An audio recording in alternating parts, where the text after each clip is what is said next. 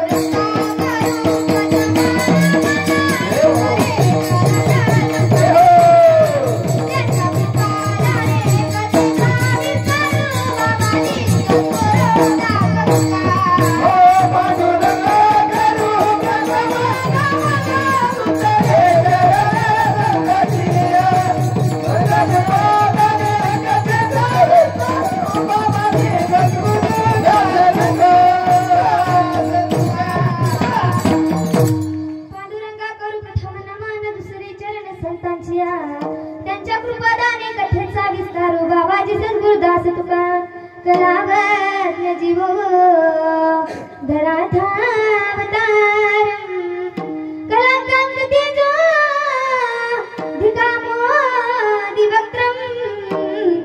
खलानीशबाधा पनोदारदक्षं समाधिस्थमूर्तिं भजे ज्ञानदेवम् ओम नमो ज्ञानेश्वरा ओम नमो ज्ञानेश्वरा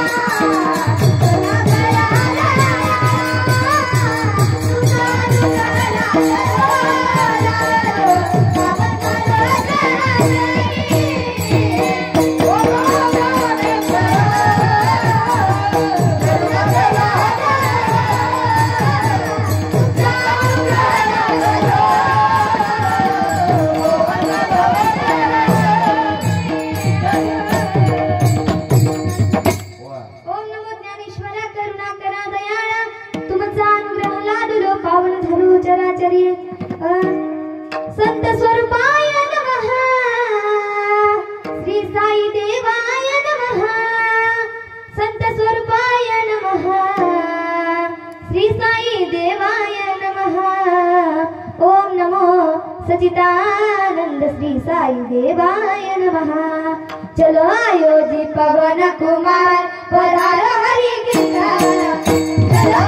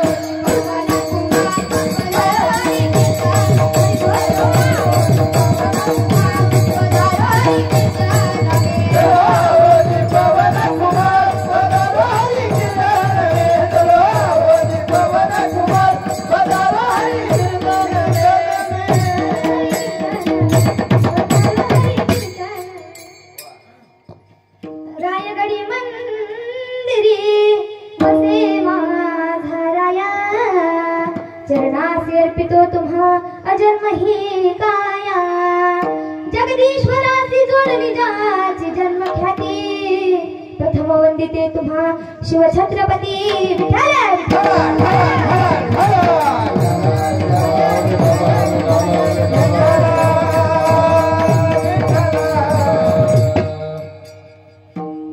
प्रस्तुत प्राप्त प्रसंगी प्राप्तस्थळी कीर्तनारूपी सेवेकरिता निवडलेला अभंग महान संत भगवान भक्त वेदशुद्ध वारकरी तत्वज्ञ वेदांचा अर्थ अभंग समर्थ वारकऱ्यांचा परमार्थ संत श्रेष्ठ ज्ञानीयांचे ज्ञानी योग्यांचे योगी ज्ञानाचा सागर साधकांचे मायबाप वैष्णवांचे मुकुटमणी अलंकापुरी निवासी असणारे संत श्रेष्ठ हरिपाठातील पहिल्याच क्रमांकाचा अभंग आज सर्वांच्या पाठांतरातील किंवा कुणाचा कानपाठ ऐकलेला अभंग आजच्या कीर्तनरूपी सेवेकरता निवडलेला आहे। विठ्ठल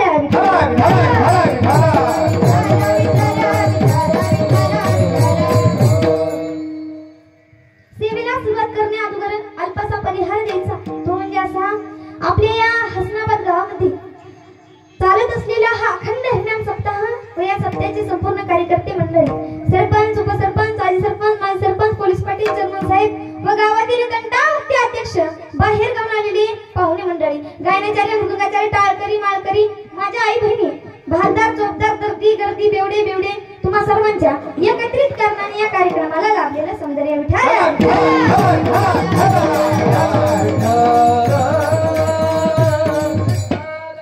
दोन-तीन दिवस झाले चालू असलेला हा महान नामयज्ञ सप्ताह की ज्या नामयज्ञाचा सुगंध अगदी छोटस फुल फुटण्याची संधी या गावकऱ्यांच्या माध्यमातून माझ्यासारख्या पामराकडे आली हे मी माझे परम भाग्य समजते।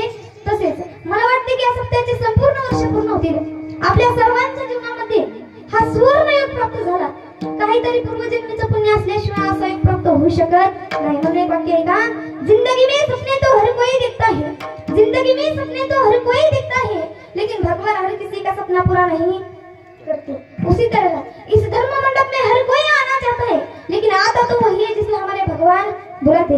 म्हणून इथे जे आले ना त्यांना माझ्या भगवान परमात्म्याने बोलवले आणि या महान सप्ताहाच्या निमित्ताने आजचा घेतलेला अभंग ज्ञानोबरायांचा आहे। या अभंगामध्ये ज्ञानोबराय भक्ताचे आणि नामाचे वर्णन करतात। अनेक उदाहरणे आणि शंकेचा विकरण करून मी अभंग सोडवणार आहे।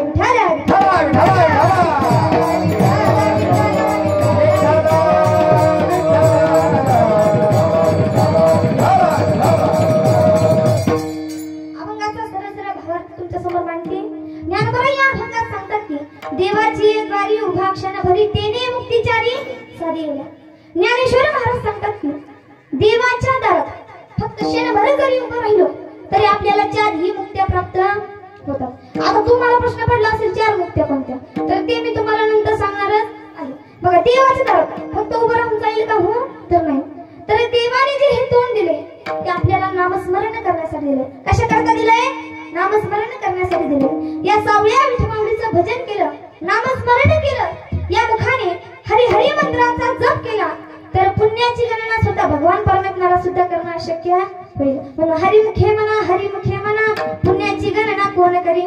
बघा, एक साधक ज्ञानोबांकडे आला आणि म्हणाला, तुम्ही म्हणता देवाचं नाव घ्या, देवाची गोडवे गा, आम्हाला काही मुलगा आहे की नाही, संसार आहे आमचा, आम्ही संसार सोडून देवाचं नाव घ्यायचं का? त्यावेळेस ज्ञानोबा म्हणाले, अस्वनी संसारी जीव वेगुकरी वेदशास्त्र भारी भय सदा. ज्ञानेश्वर महाराज सांगतात की राहा संसारात, करा संसार, पण संसारात राहून जर तुम्ही परमार्थ केला तर श्रीकृष्ण ज्याप्रमाणे पांडवाच्या घरी राबले त्याचप्रमाणे भगवान तुमच्या घरी सदैव वास करेल असे व्यासाने सांगितले. ज्ञानदेव म्हणे व्यासाची आपुना द्वारकेचा राणा पांडवा घरी. हा झाला अभंगाचा सरळ सरळ भावार्थ. तुमच्या भाषेत ठळक ठळक बातम्या. आता तुम्ही झोपलात तरी चालेल, जाताना तुम्हाला उठवून जाईल. विठाल्या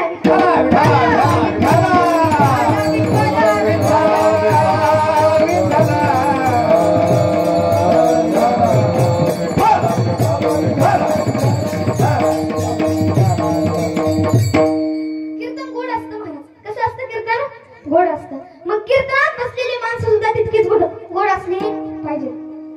मग तुम्ही गोड आहेत असं मला वाटण्यासाठी तुम्ही काही गोष्टी करणं गरजेचं आहे. बघा, कीर्तनात बसलं की कुबड काढून पाय पसरून चप्पल घालून बसायचं नाही. आता कसं झालंय महाराज, कीर्तनकारी दिसलं पाहिजे, चप्पलही दिसली पाहिजे. हा झाला तिसरा नियम. तुम्हाला सांगते, आपण खूप सुंदर मातीत जन्म लावलोय, एवढ्या सुंदर एवढ्या पवित्र मातीत जन्म लावलोय. पवित्र ते कुळ पावन तो देश जेथे हरीचे दास जन्म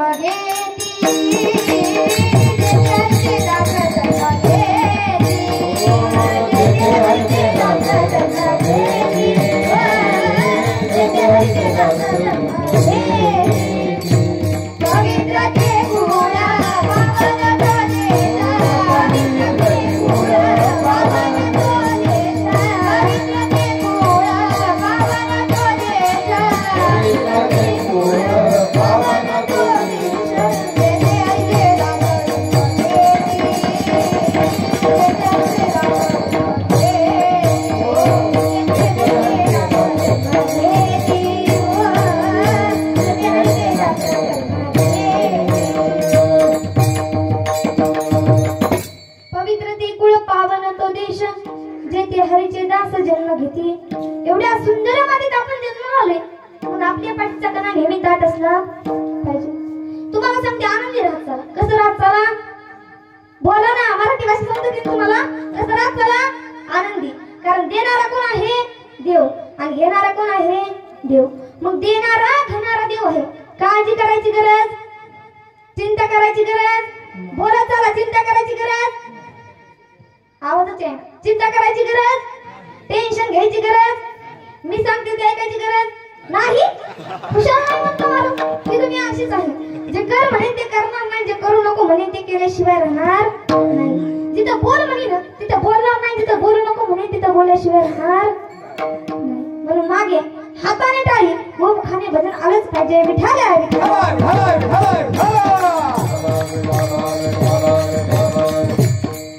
काहींनी वाजवल्या, काहींनी नाही वाजवल्या. बरं जाऊन द्या, काहींचं प्रेम नाही देवावर, नुसतं देवाचं नाव घ्यायचं म्हणून घ्यायचं. मला सांगा माता मावळ्यांनो, कोणत्याही सणाला, कोणत्याही बरं का, कोणत्याही सणाला पुरणपोळीचा स्वयंपाक तुम्ही करता ना? बरं, तुम्ही तुमच्यासाठी केलेली पोळी केवढी असते? बोला चला, केवढी असते? ताडभर. आणि देवासाठी केलेली केवढी असते? इमानदारी सांगा मला मंडळ, केवढी असते? हातभर. पण तुम्ही कधी विचार केलाय का, आपण देव घरात बसतो तेवढा देव नाही, आपण मंदिरात पाहतो तेवढा देव नाही, आपण कल्पना करू शकत नाही एवढा मोठा विशाल देव आहे. ज्यावेळेस रुक्मिणी मातेचं व भगवान परमात्म्याचं लग्न जमलं त्यावेळेस लग्न पत्रिका वाटण्याचं काम एका अशा व्यक्तीकडे दिलं की तो माणूस आधी देवावर रुसला होता. कारण देवाने त्याला बायको दिलेली नव्हती. असं कोण? जे शेडी हलून भजन करतात त्यांचं अखंड नारायण नारायण असं भजन असतं. नारायण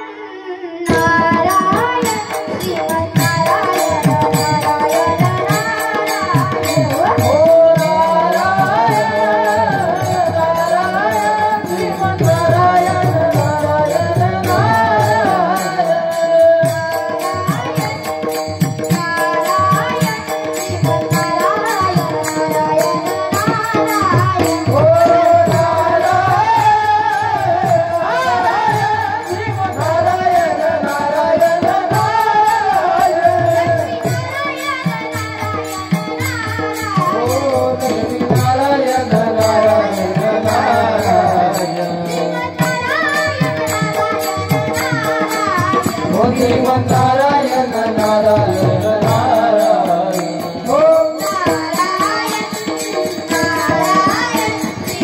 श्रीमन्नारायण नारायण नारायण ओम नारायण नारायण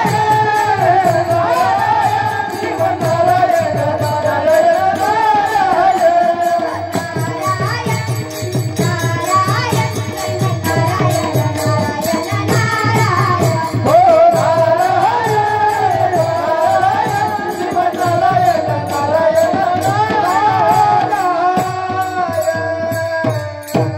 नाव त्यांचं नारदजी.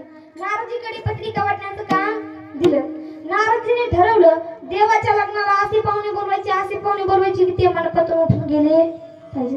नारदजीने पहिली पत्रिका दिली महासागराला. आता प्रॅक्टिकली विचार करा, इमोशनली सोडा. जर भूगोलाच्या दृष्टिकोनातून विचार करायचा ठरलं तर 71% किती टक्के? 71% जमिनीचा भाग हा पाण्याने व्यापलेला आहे आणि 29% जमीन आहे. आपली पृथ्वी समुद्राच्या कडेने व्यापलेली आहे. मग एवढा मोठा समुद्र एवढ्याशा द्वारकेमध्ये मावणार होता का? तर मावणार होता.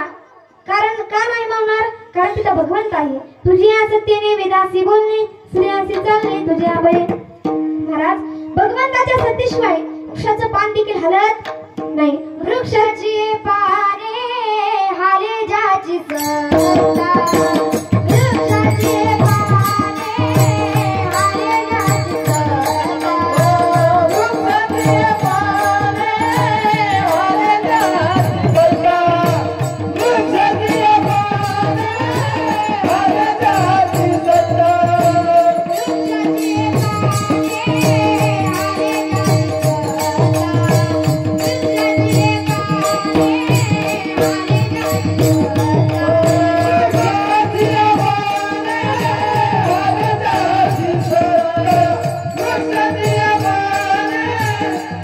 ज्याची सत्ता,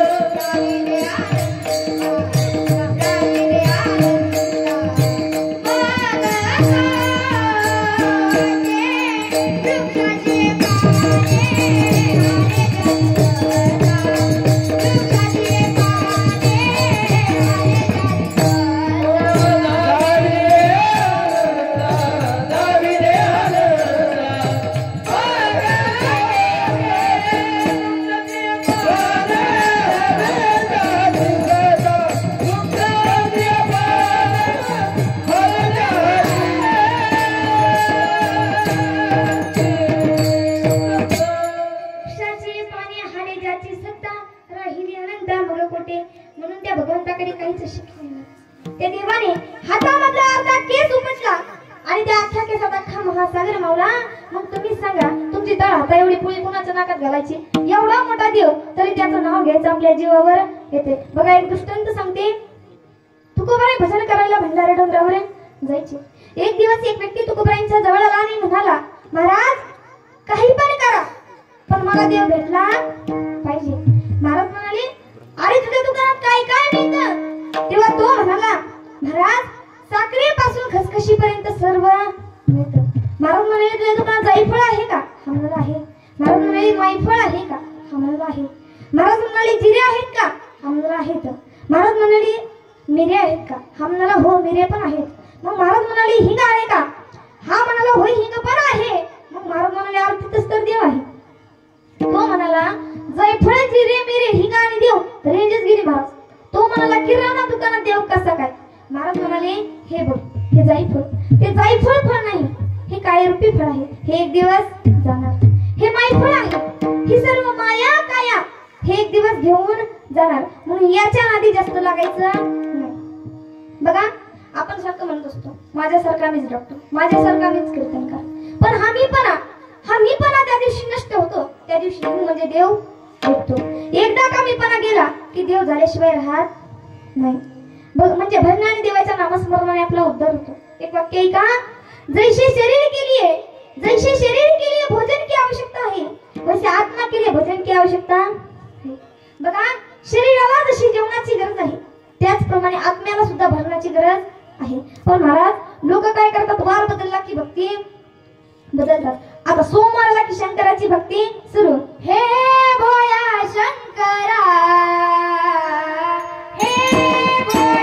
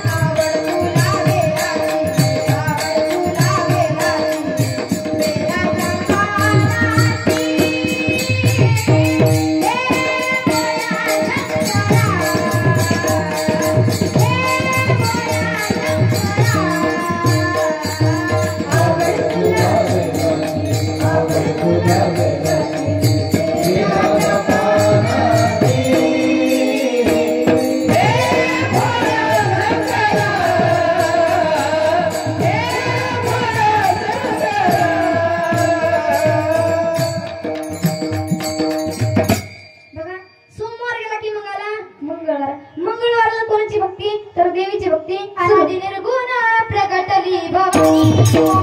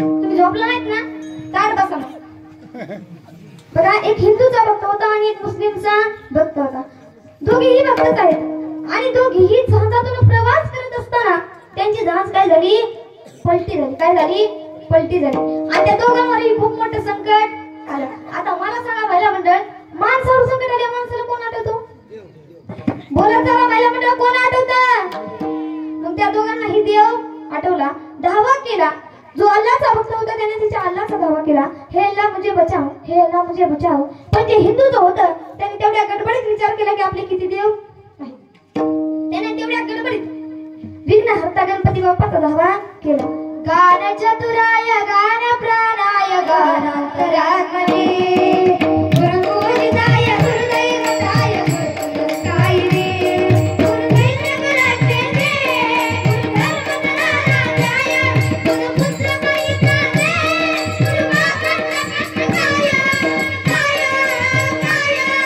गीतसाराय गीततत्त्वाय गीतघोषाय धीमहि गुणातीताय गुणाधीशाय गुणप्रविष्टाय धीमहि एकदन्ताय वक्रतुण्डाय गौरीतनयाय धीमहि गजेशाय भारतंगा श्रीगणेशाय धीमहि एकदन्ताय वक्रतुण्डाय गौरीतनयाय धीमहि गजेशाय भारतंगाय श्रीगणेशाय धीमहि. बघा त्याने तेवढ्या गडबडीत विघ्नहर्ता गणपती बाप्पाचा धावा केला. गणपती बाप्पा निघाले तेवढ्या त्या पट्ट्याला मंत्र बंद केला आणि म्हणाला भोळे ते भोळेच म्हणाला याला याचंच पोट झेपे ना तो मला कधी वाचवणार. हा गणपती बाप्पा काहीच कामाचा नाही याच्यापेक्षा याचा बाप बरा. आता गणपती बाप्पाचे पप्पा कोण तर भगवान शंकर. भगवान शंकराचा धावा केला. ओम नमः शिवाय ओम नमः शिवाय हर हर भोले नमः शिवाय नमः शिवाय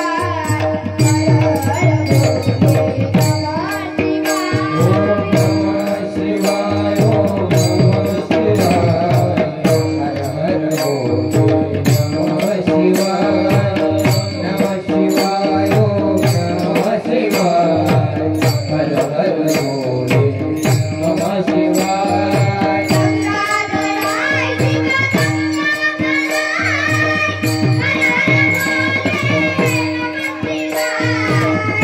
गंगाधराय शिव गंगाधराय हर हर भोले नमः शिवाय.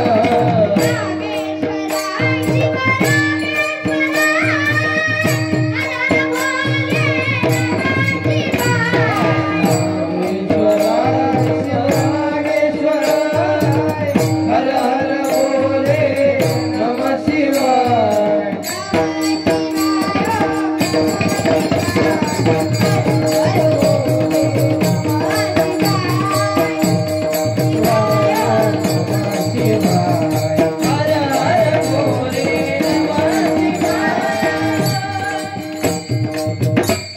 शंकर निघाले तेवढे त्या पट्ट्याने मंत्र बंद केला आणि म्हणाला भोळे ते भोळेच राहणार याचा काही भरोसा नाही याच्यापेक्षा याचा मित्र बरा. आता भगवान शंकराचा मित्र कोण तर भगवान विष्णू. महाराज भगवान शंकर निघाले